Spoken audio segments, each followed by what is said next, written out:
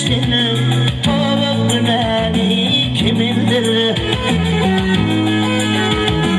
Dilim tavaya diyecek keşlini tavuk günahı kimindir?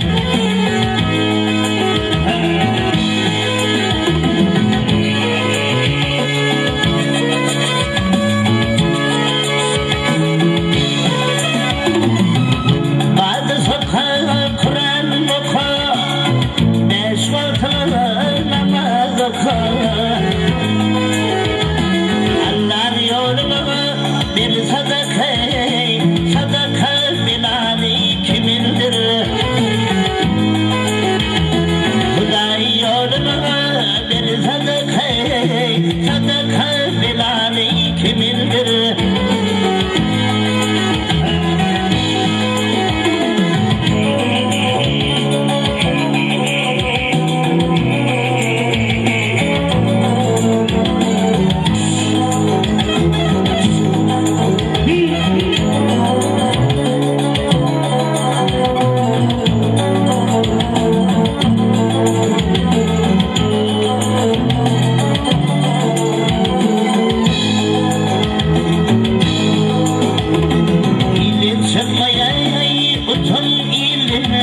Dinim sıkmaya korup çetin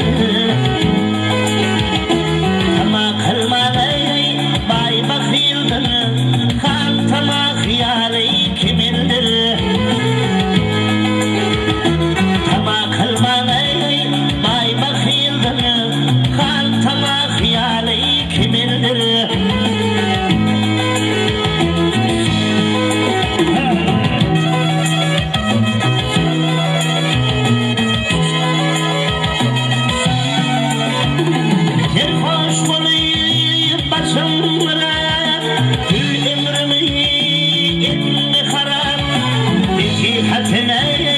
İçme şerap savari kimindir?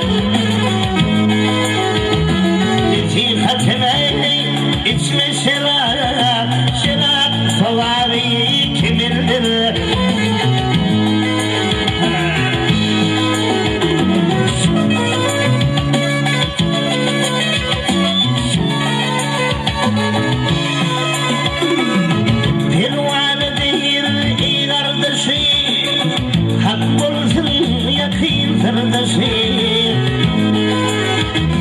Teferdik semeyi gözlü yaşı Hudayın günahı kimindir? Teferdik semeyi gözlü yaşı